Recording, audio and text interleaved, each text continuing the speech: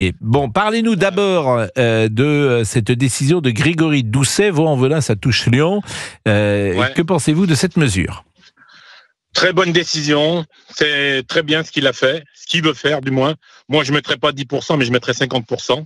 Mais il est contradictoire, ce monsieur, puisque il a supprimé complètement l'éclairage à 80% dans les rues. Où l'insécurité a été multipliée par 10, logique.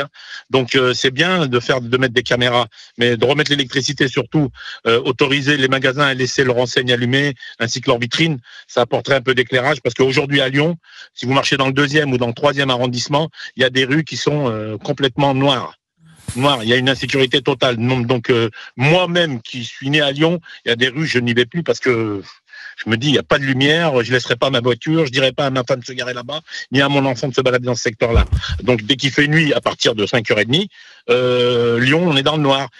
J'étais au marché juste avant la fête des Lumières du côté de Perrache, je vous garantis, les lumières, aucune, vous ne voyez rien, vous sentez vraiment... Je suis d'accord avec vous, c'est un vrai problème. Donc les caméras, c'est très bien, c'est très bien. Moi, j'aurais pu en mettre 50%. Que les lumières étaient... c'est-à-dire que Grégory Doucet a fait éteindre les lumières de la ville, en tout cas dans certains quartiers de la ville. Il a diminué pratiquement à 80% le taux de luminosité dans la ville.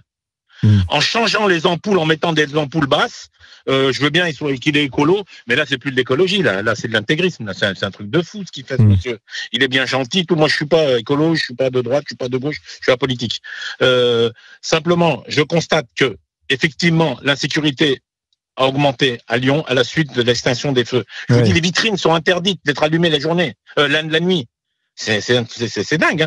Deuxièmement, en mettant les caméras, c'est très bien, mais où sont les équipages de police ?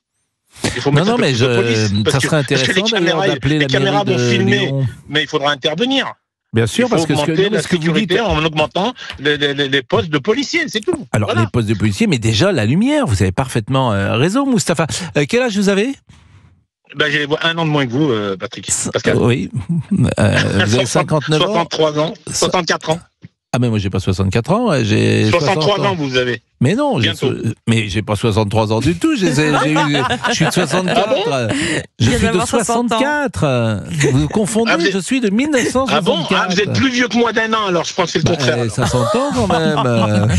Moi je vais avoir 64 ans au mois de mars. Mais oui, vous confondez 1964. J'ai eu 60 ans le 9 septembre. Bon, c'est pas un drame, c'est pour ça que vous confondez. Vous êtes un gamin, vous êtes plus jeune que moi. Évidemment que je suis un gamin, mais même parfois je suis un sale gosse, ça m'arrive encore. Voilà.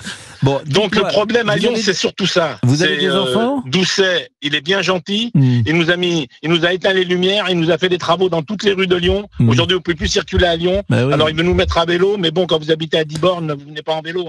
Bon. Et ce matin, il faisait vous votez moins pour 1. Qui il faisait -1, oui, je suis d'accord. Vous votez pour qui dans quel camp vous votez, Mustapha ? Moi, je suis du genre Michel Noir-Colomb. Voilà. Oui, mais bon, Michel Noir. À la mairie de Lyon, je suis d'accord avec vous, mais Michel Noir, Gérard Collomb, évidemment, il est hélas décédé, et Michel Noir, il était maire en 1989, sans doute. Il avait été élu maire en 1989, Michel Noir, de mémoire. Il a repris il a pris une grosse partie des projets de Michel Noir. Oui. Collomb a repris des projets de Michel Noir, et puis donc la vous continuité, mais celui-là, il a tout détruit, quoi. Vous étiez plutôt de droite. Non, mais c'est pas c'est un écolo, mais il fait n'importe quoi. Parfois ça va ensemble. Dites-moi, Mustapha, un petit mot sur Noël avant, parce que tous les auditeurs qui passent à l'antenne, écoutez, je leur demande. Moi, j'ai une pensée pour les gens qui sont dehors, les enfants, les personnes, les hommes, les femmes et les enfants qui sont dehors pendant ces périodes de froid surtout. Je voulais laisser dans les messages concernant les gens qui sont dehors, qui n'ont pas de Noël, qui n'auront pas de Noël et qui dorment dehors dans le froid et qui ont faim. Voilà la pensée que j'ai.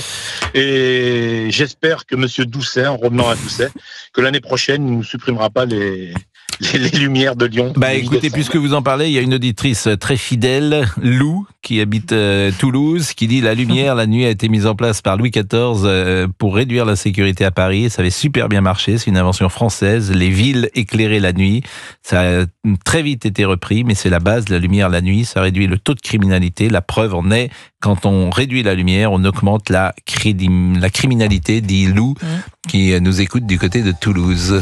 Une auditrice fidèle. Commentaire très argumenté. Très On sent que c'est une jeune fille qui a été élevée dans les meilleures écoles. Très bien éduquée. Bon, il est 11h56, madame, messieurs. Merci Moustapha. Salut, au revoir à l'équipe. Merci Moustapha.